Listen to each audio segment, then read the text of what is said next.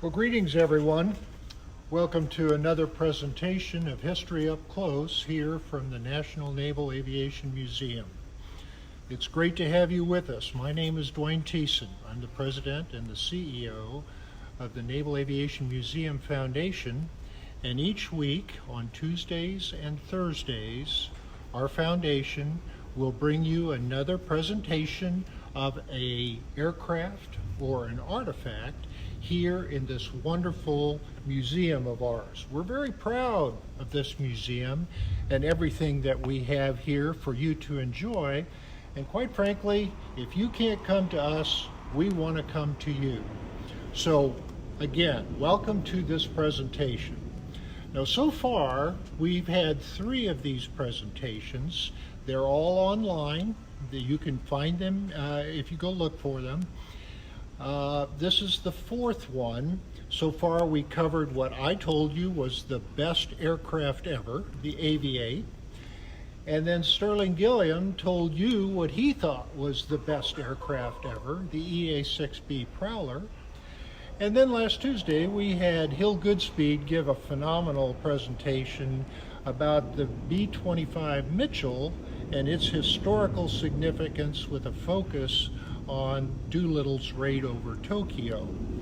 All of these again are available for your review online. Well, today I want to talk about another one of my favorite aircraft, and that is the F3F Grumman, the Grumman F3F2.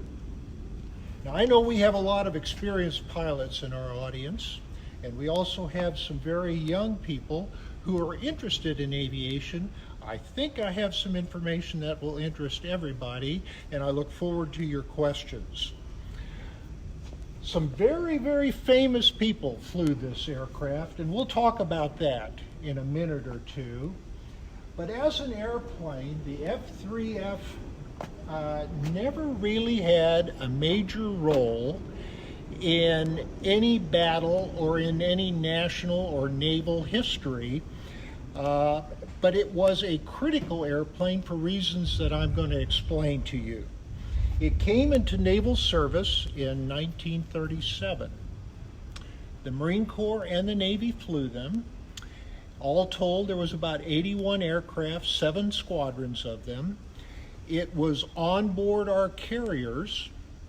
It had a tailhook. It was very much a part of the fighter force that we had afloat in the late 1930s. This airplane flew in the naval service all the way up to the spring of 1941, when huge things started to change for our country.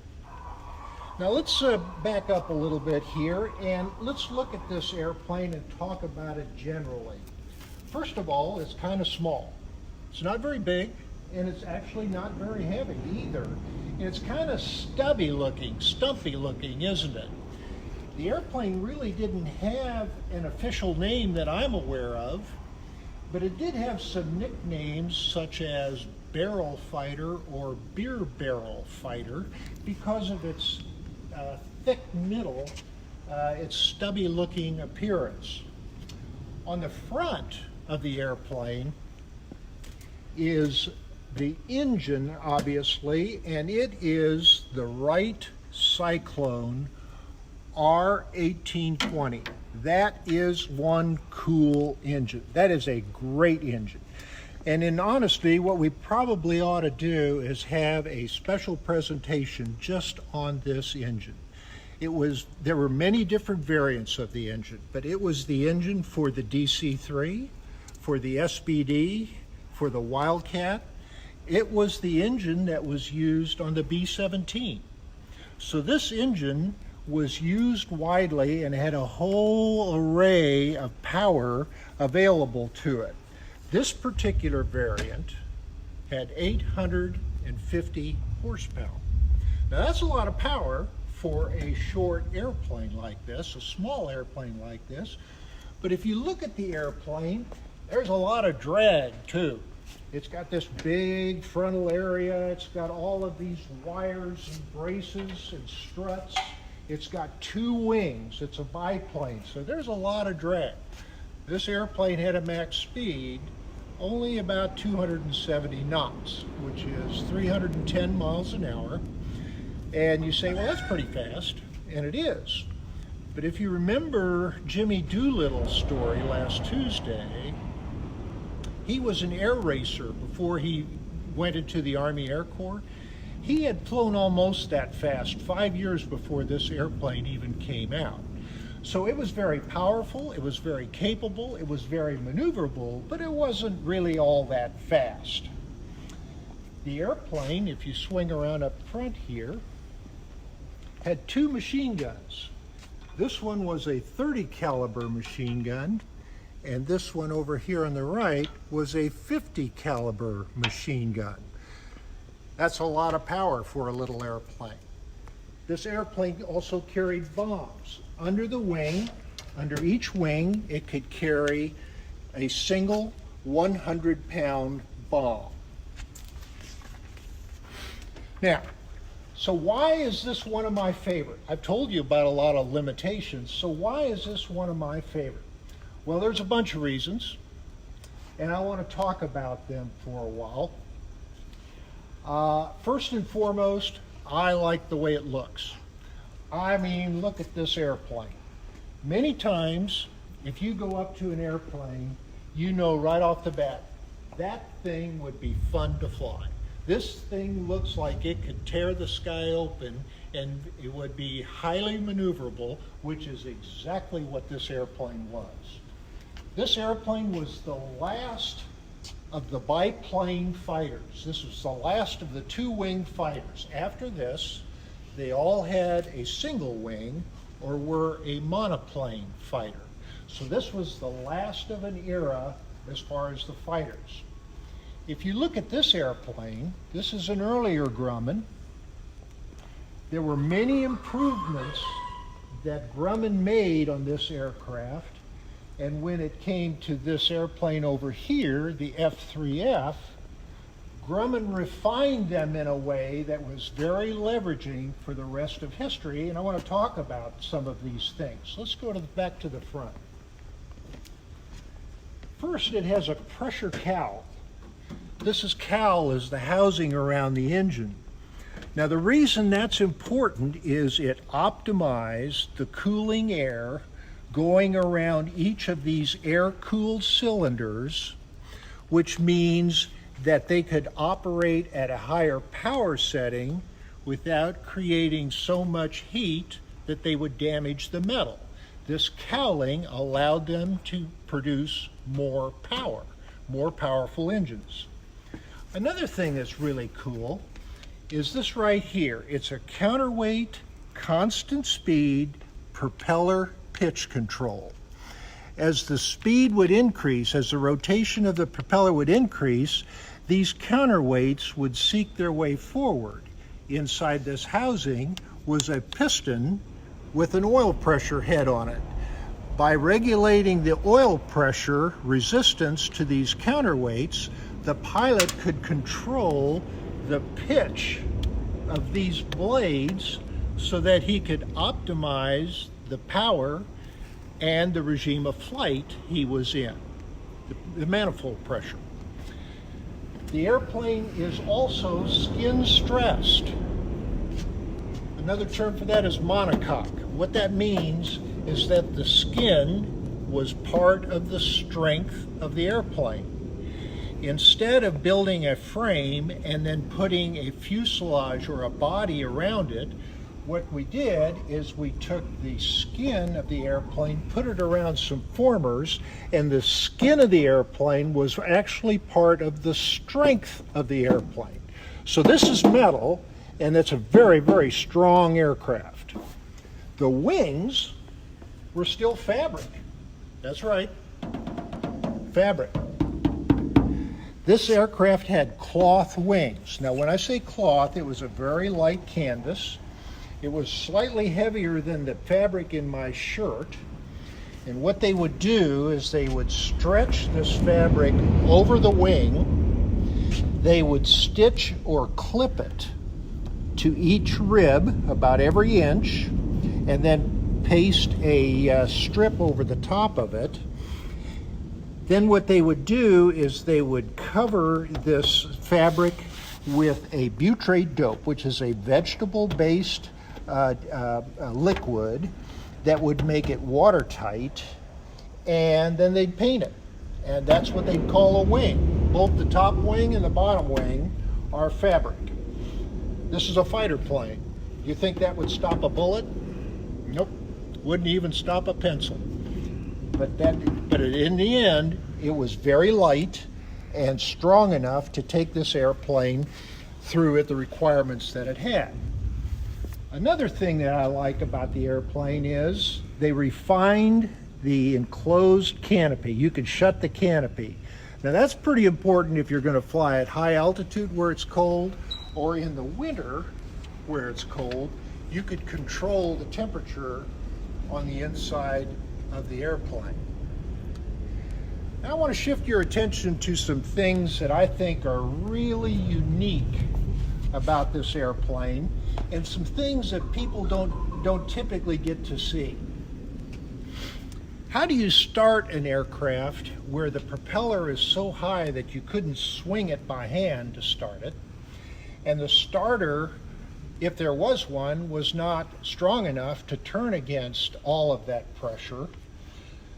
How are you going to do that? Well, what they did here is really kind of cool.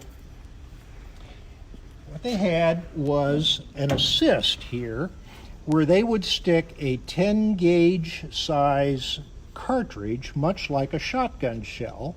It wouldn't have any BBs or wadding in it, but it would have a pressure charge. They'd stick it in that hole, close it up, fire that shell, which would then put pressure into the intake manifold. That pressure would go through whatever valve was open and force the piston to move, which would then start the chain of events required to make this engine run. It would start the mechanical fuel pump, which would pump fuel into the cylinders, and it would start the magnetos, which provided the spark, which ignited the fuel, and you could get this airplane started. Kind of cool, right? The other thing I really like here is this right here. The airplane has a retractable gear. Now, so there were some aircraft prior to this, but this one kind of refined the process. This tire and wheel assembly would go into this recess after they would take off, and that would reduce the drag that the aircraft had to go through. Now, when you move something on an aircraft, it's either mechanical or it's done with hydraulics, in which case it's hydromechanical, or in some cases it's done with electronics, in which case it's electromechanical. There were no hydraulics here, and there was no electric motor here to raise this gear. This tube you see here was brake fluid. That went to the drum brake that's down in here, so that didn't help it come up or down at all. The way this gear was raised was by a hand crank in the cockpit that had to be turned 28 times. The pilot had to crank this thing up 28 times. Now, in order to understand how busy a pilot could be in this environment, and some of the skill and the abilities that required, what I've done is I have built a folding chair cockpit over here, and my friend Rhiannon is going to help me go talk you through how some of this worked. First off, to be a pilot, you need a cool hat. Why don't you put on that leather helmet? Oh, yeah. So the pilot, yeah, looks perfect. Why don't you sit down in the cockpit? So, what's important here? The most important thing is this right here. That's the control stick. That is how you control pitch up and pitch down, the nose of the aircraft, and how you control left wing and right wing up and down, how you control roll. So go ahead and grab that, hold of that. You never ever take your hands off of that. You always have a hand on that. Over here, you might want to put your other hand. There you go. Here on this particular aircraft, you had a mixture control, so that goes all the way forward. All right, and you had a throttle. All right, so now you're started and you want to take off, so you give it full throttle. You give it full throttle. Now you're monitoring all your instruments, okay, and you really want to keep your hand on that throttle because that's very, very important. This power is what it's going to get you flying. As soon as you have airspeed, you pull back on the stick, ease it back, ease it back, ease it back. All right, that's enough, that's enough. Now what you do is, as you're flying, you have to raise the gear, and the crank is on the right side. So which hand are you going to use? I have to raise the gear. You have to raise the gear. So what you're going to do is you're going to put this hand on the stick, and then you're going to start cranking the throttle while you watch the instruments. Okay, you got to adjust the power. Adjust the power, that's fine. Okay, now you go back to cranking. How many times have you turned it? 7. So You're at 28, right? I need to go to 28? 28 times to get this thing airborne. Now, my point here, thank you. My point here is the switching of hands at a very critical time in flight. At one of the most critical times in an aircraft's, in a flight, those two being takeoff and landing, you have one of the highest workloads and you have to switch hands to get it done. Now what I want Donald to do is go ahead and look in the cockpit, and I'll show you these in the real cockpit.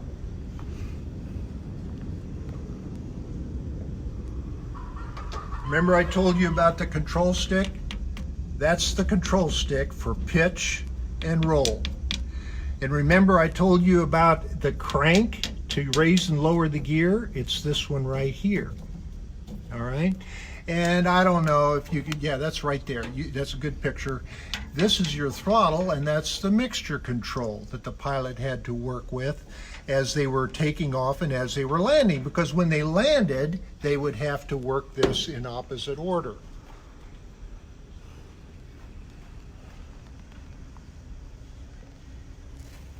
Now earlier, I told you that some very famous pilots had flown this aircraft, and I want to talk about that just a little bit. This airplane was flown by a lot of people prior to them going into war in 1941. One of the people that flew this aircraft was Edward Butch O'Hara. Butch O'Hara was an ace in the Navy. He won the Medal of Honor for his heroism in the Battle of the Coral Sea. He was a national hero, and they actually named Chicago O'Hara Airport after Butch O'Hara and what he did for our country. Another person who flew this aircraft and talked about it was a guy named General Marion Carl. Marion Carl led Marine Corps aviation for many, many years. He flew in World War II, Korea. He was a test pilot, and he actually entered Vietnam. So Marion Carl flew this airplane. He was also an ace. He won 2 Navy Crosses, one for his heroism in the Battle of Guadalcanal. And he talked about this airplane. An interesting story of Marion Carl was that he was a flight instructor at one point here in Pensacola. He didn't particularly like being a flight instructor, but one of his students was a guy named Joe Foss. And Joe Foss eventually went to Guadalcanal, was one of our leading aces. Both he and Marion Carl flew together and fought together in Guadalcanal. Another person that flew this airplane was a Marine Corps general by the name of Robert Gaylor. Now, when he flew this airplane, he was a Marine lieutenant. In 1940, in August of 1940, he was flying this very airplane. We know that because of the bureau number, 9676, that's in his logbook. He was flying an approach to the USS Saratoga to do an arrested landing, and the engine quit. It had run out of gas. Basically, there's a valve inside of it that you switch tanks with, and that valve had failed. Well, he crashes into the sea. He's recovered. The aircraft remains underwater. He goes on, fights in Guadalcanal and through the rest of World War II, and wins the Medal of Honor. He also became an ace. This aircraft was found underwater in 1988, and then in 1990 there was an effort to recover it. So this airplane was underwater. This is that airplane when we pulled it up. This airplane was underwater for 50 years.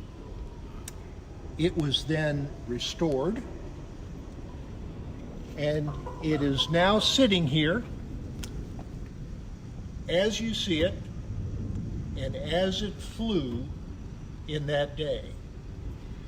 Now, I told you this was one of my most favorite aircraft. The reason it's one of my most favorite aircraft is because it looks really good, and I like a good-looking airplane. It was really maneuverable, and I like a very maneuverable airplane. But more importantly, this was the training aircraft, not a trainer, but this was the aircraft where some of the most important, some of the most highly skilled pilots that our nation ever produced and ever needed, this is where some of those pilots honed their skills and became the pilots they did in World War II. Thank you for joining us. I look forward to your questions about the F3F. We do have some questions today. John asks, why did the Navy choose to stick to biplane fighters until the 1940s? Well, because they worked, okay? It was kind of the way that you could optimize carrier ops and other things and the maneuverability that you needed. But in reality, if you were going to get the speed that you needed, you had to get rid of the other wing. And in fact, the successor to this aircraft, which will be featured at some point in this series, was the F4F Wildcat. All of the enhancements of this aircraft were taken into the F4F Wildcat, which was a monoplane, one wing, and that's the aircraft we went to war in the Pacific with. So Chip asks, how expensive was this to build versus jets today? I don't have any exact figures for you, but basically the whole fleet of aircraft would cost what one aircraft would cost today. So these were not expensive to build. However, they were very, very man-hour intensive. Can you imagine the amount of time it takes to stitch this fabric to every rib? As you go along here, you see the fabric coming up a little bit. This was very man-hour intensive. It took a lot of time to put these together, or a lot of people in a given amount of time. Alan Cooley asks, is this aircraft in flyable condition? Well, the short answer is no, okay? And it would be for reasons like the spar has not been certified or checked. The engine, I don't know what the status of this engine is. In most of our aircraft, we remove some of the rings inside the engine, and some of the subcomponents of the engine would not be working. So the aircraft is real, the aircraft is original, but it is not in flying condition, no. So we have a question from Ravi, who is actually a former National Flight Academy student. He asks, What happens if the landing gear stalls? I assume his question means if the landing gear doesn't come up. Correct. Okay, well then you got a problem. Hopefully it comes back down. Remember, if you crank it up, you've got to crank it back down 28 times, all right? If you couldn't get it all the way down or couldn't get it all the way up, if you couldn't move it, you had to land with what you had, all right? But I think in most cases, since it was a ratchet and mechanical system, the ability is pretty foolproof. Michael asks us, was there a good amount of armor protecting the pilot back in these days? Nope, very little, if any. If you look in the back of the airplane here, there was very little. Now, there were some aircraft subsequent to this that had very good armor, and I'm sure we'll be talking about it later. But no, this aircraft was actually pretty frail. It only weighed about 3,200 pounds empty and only had a 1,000-pound useful load, meaning fuel, ordnance, and pilot and oil. All right. So no, there wasn't a lot of weight, a lot of space or weight allowed for armor. So Marty asks, how many F3Fs did Grumman produce for the Navy and the Marine Corps? So a total of, now keep in mind, just this aircraft, the F3F2, there were 81. 7 squadrons, there were Marine squadrons and Navy squadrons, 7 squadrons for a total of 81 aircraft, like this. So on the heels of that one, Dave Bradley asks, do any F2Fs still exist? I don't think so, not that I'm aware of. And the F2F, as it turns out, is a little bit of a different story. It was mainly used by other countries. There was a series of aircraft between the FF1 and this, but this was the primary one that I wanted to talk about because it refined so many of the issues that we needed in the fighters going into World War II. So Gregory, along with a few other of our viewers, have asked, what's with the chicken clucking in the background? Okay, so I like a good mystery, and this is going to be one for you. When you have a chance to come here, you're going to see the history of naval aviation, and you're going to see more than just this aircraft. You're going to see aircraft over a span of 150 years.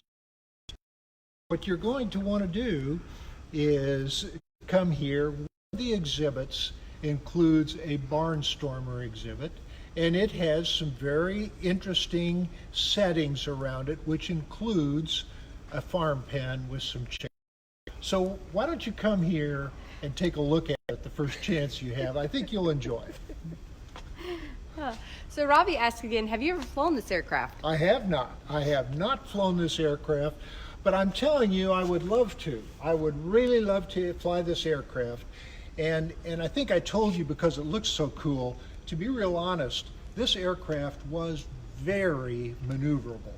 It could do very high rate maneuvers. It was extremely agile, and those kind of aerobatics are a lot of fun to fly. So Ryan says, I think the USS Midway Museum has a Wildcat. Does that also have a cranking mechanism for the landing gear? That's correct. The Wildcat, we have several in this museum.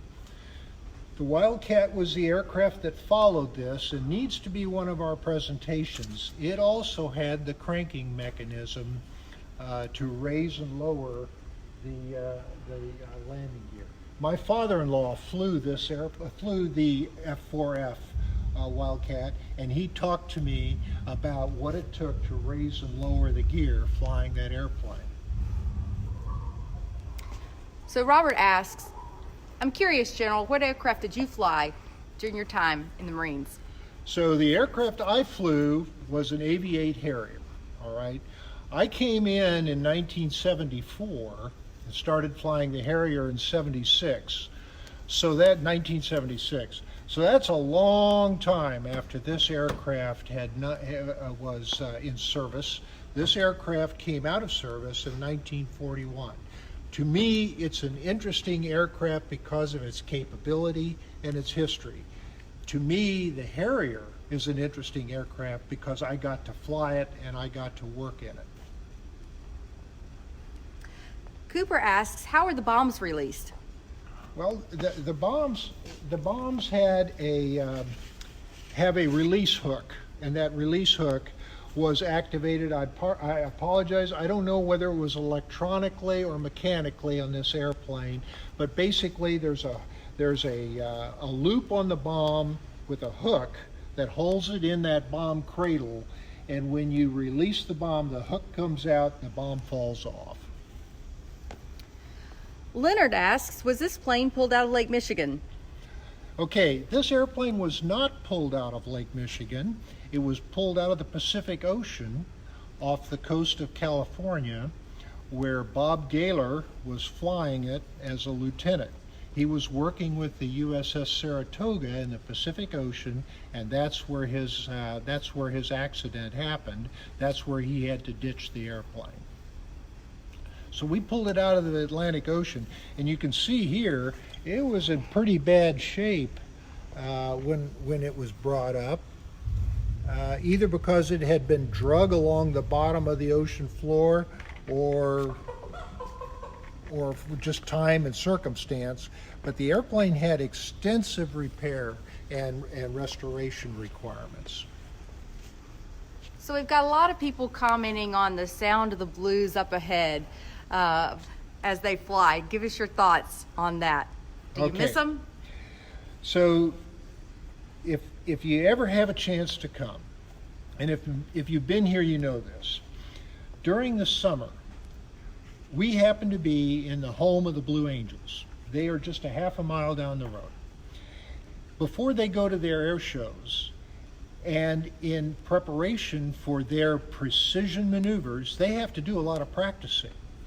And what they do is at least twice a week, they put on a full-fledged practice air show here in Pensacola.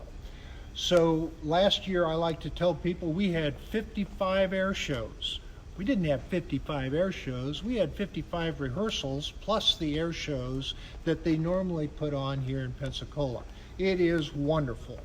Any week during the summertime, when you come here, you'll get to see the Blue Angels, especially if it's a Tuesday or a Wednesday when they typically do their air show practice. Today they're flying. It's Thursday. They obviously decided they needed to practice, and I'm glad they do.